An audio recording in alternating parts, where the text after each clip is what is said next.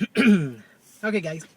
I wanted to talk today about overblowing.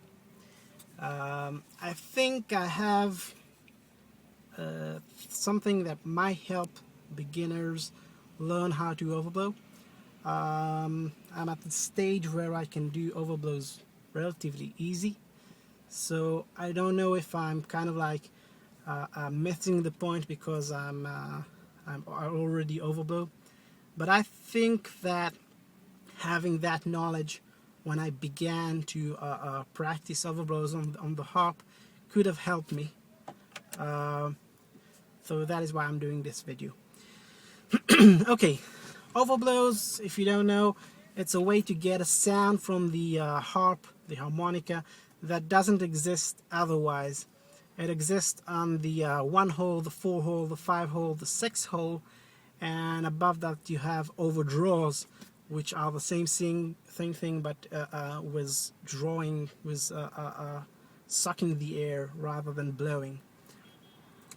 So what I found out, it's kind of something that I discovered today, or got an understanding about today, is that basically an overblow is when you blow natural, you do something, you simply let the air out, you do simply letting the air out.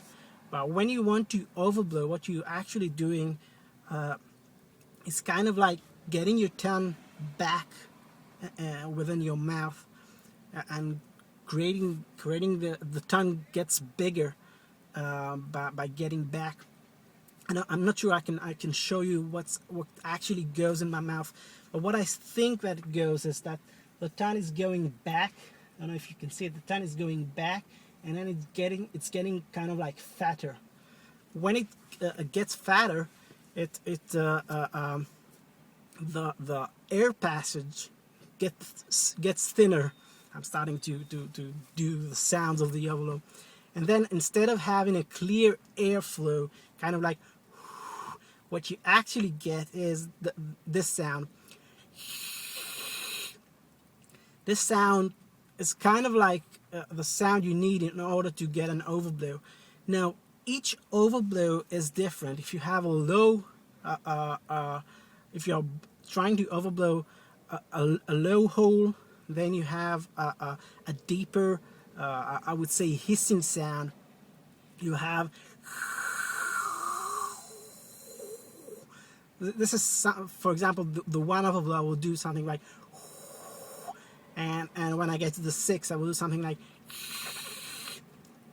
Now, what I found out is that the pitch of the hissing sound, eventually don't have to have a hissing sound, but when you understand that and you try to create that thin air passage, then you get the ability to overblow relatively easy. So if I take my harp and put it on my mouth while doing a regular airflow, what I actually get is the natural sound of the blowing that hole. But if I will do a hissing sound,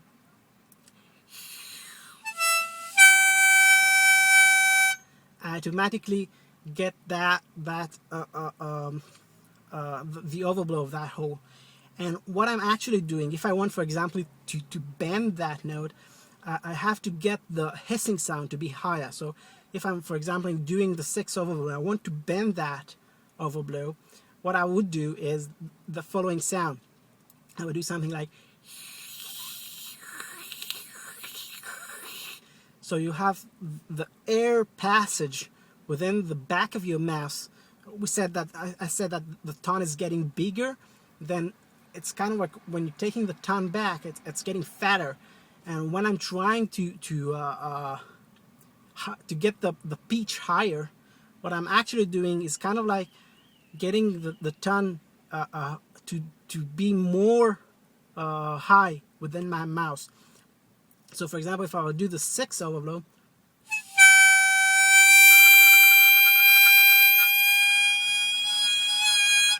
you see I'm getting the sound higher, by getting a higher hiss. So I can actually do it.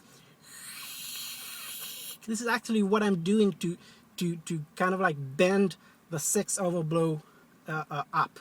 So if you know, if you, I don't know if you have read about overblows, and a lot of time overblows are excuse me, low in pitch, and you have to get them higher to have the actual note you're looking for. This is exactly what you're doing. So if I'm going to overblow the 4 hole, it will be a lower hiss sound. So if I have the 6 overblow, which is, then I have the 4 overblow,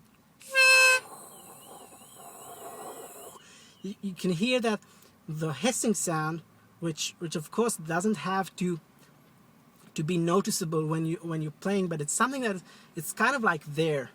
Because for example, if I would go to do the 1 overblow,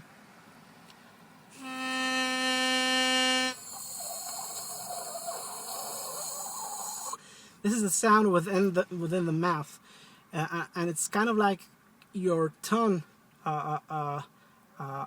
fighting the air back. It's kind of like letting the air be very, very thin, and then automatically you get the overblow.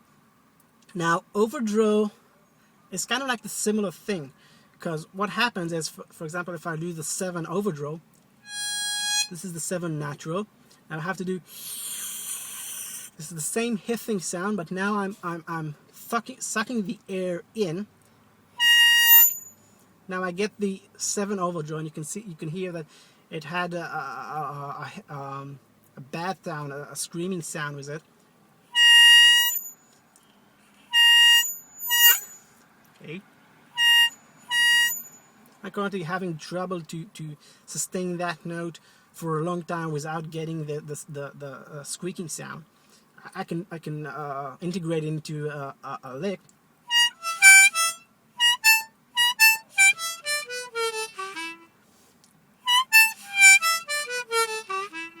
But sustaining it for a long time is still something that is a problem for me.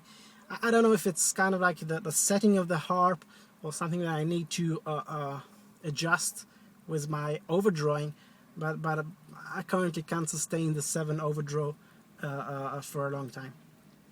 But that said, the other overblows,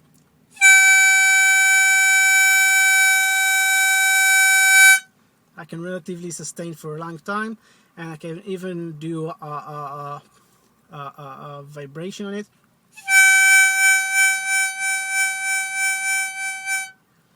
And I can also bend it.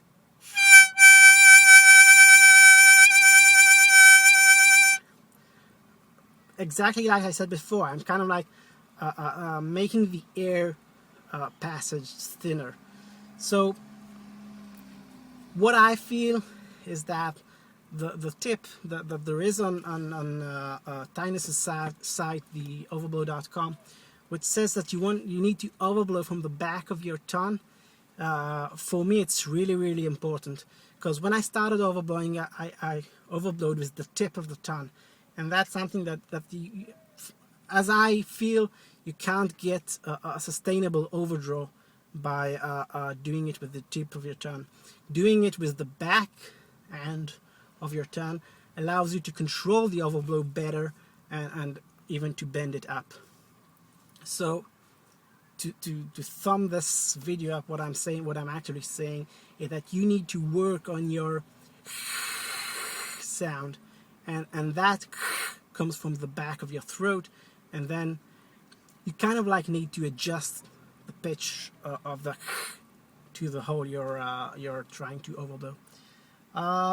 Hope that made any sense. I feel it's something that's important for someone that wants to overblow. Currently, I feel that if I do a hiss sound and put the harp on my mouth, it simply overblows. Also, I saw a video, I don't remember the name of the guy, that he overblowed with a straw, and I think it's the same effect, because when you're blowing with a straw, towards the harp, what you're actually getting is a thin air passage straight to within the towards the harmonica. And that is exactly what you're doing with the tongue back in your mouth and close to the ceiling of your mouth. So I hope that helped anybody. Let me know if you started to overblow because of this tip. At least I hope so. So thank you very much. Bye.